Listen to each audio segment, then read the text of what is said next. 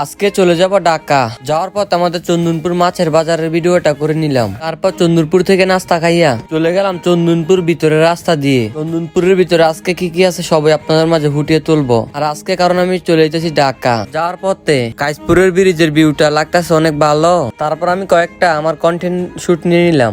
মেঘনার ব্রিজের যে ভিউ, এটা হলো মেঘনার ব্রিজ। ঢাকা যাওয়ার পথে বইরা গেলাম জামে, কারণ ভাই আইসি কিন্তু আমি কামে। এখন আমরা চলে আসলাম একটা রেস্টুরেন্ট। বন্ধু ইয়ামিনটা বলতাছে কি খাবি, হ্যাঁ বলতাছে কাচ্ছিল। তারপর দুজনে মিলে চলে গেলাম একটা আয়নার দোকানে আমার আয়না কিনতে, আমার বাসার ভিতরে রুম লাইটিং করবো। আসসালামু আলাইকুম গাইস, আমি রাকিব ব্লগার আবার আপনার মাঝে নতুন একটা ভিডিও নিয়ে চলে এসেছি। আশা করি ভালো আছেন। কোথায় যেতেছি সবাই দেখতেছেন। তারপর আমাদের এদিক দিয়ে পানি শুকিয়ে গেছে, মতো নৌকা যাইতে পারে না। আইসা পড়লাম চন্দনপুর গুদারাঘাটে। আবার যাওয়ার পথে দেখতেছি মোশারফ ভাই সপ্তাহে কিন্তু ঢাকা 2-3 বার চলে গেলাম। যাওয়ার পথে আমাদের চন্দনপুর মাছের বাজারের ভিউটা লাগতেছে অনেক ভালো। মাছ কত টাকা কইরা তেলাপিয়া? 220 টাকা।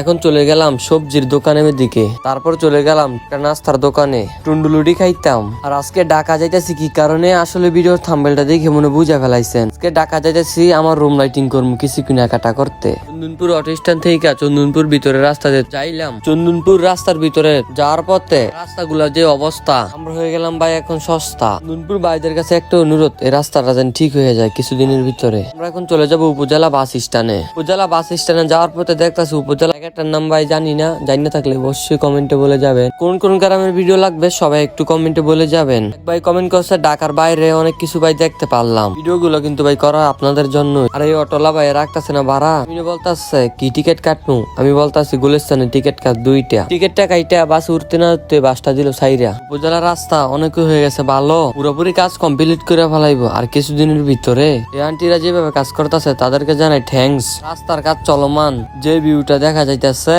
রাস্তার সাইড দিয়ে ঠিক করতেছে, রাস্তা দিয়ে ইট ভাঙ্গা বিছাইতেছে। আবার চলে আসলাম ওমরাকান্দার ব্রিজের ভিউটা নিয়ে আপনাদের মাঝে। আর আজকে কে কোথা থেকে ভিডিওটা দেখতেছেন অবশ্যই কমেন্টে বলে যাবেন। আবারও চলে আসলাম মেঘনার ব্রিজের ভিউ নিয়ে আপনাদের মাঝে। মেঘনার ব্রিজের ভিউ দেখালে ভিডিও ভাইরাল। মেঘনার ব্রিজ থেকে নামতে না নামতে পইরা গেলাম জামে। এদিকে আইসা পড়লাম একটা আয়নার দোকানে কামে। আর আয়না কিনবো আর অনেক কিছু কিনবো, কারণ রুম লাইটিং কইরা হয়ে যাবো ভাইরাল। তারপর একটা আয়না কিনে রিস্কা দিয়ে চলে যাইতেছি কাইসপুরের ব্রিজে ভিডিও করতে এবং কিছু শুট নিতে। পুরের ব্রিজ নিয়ে দিমু একটা কন্টেন্ট। তারপর হাঁটাহাঁটি করে কাইসপুরের ওভার ব্রিজ দিয়ে হাঁটাহাঁটি করে চলে যাইতেছি এখন রাস্তার ওপার।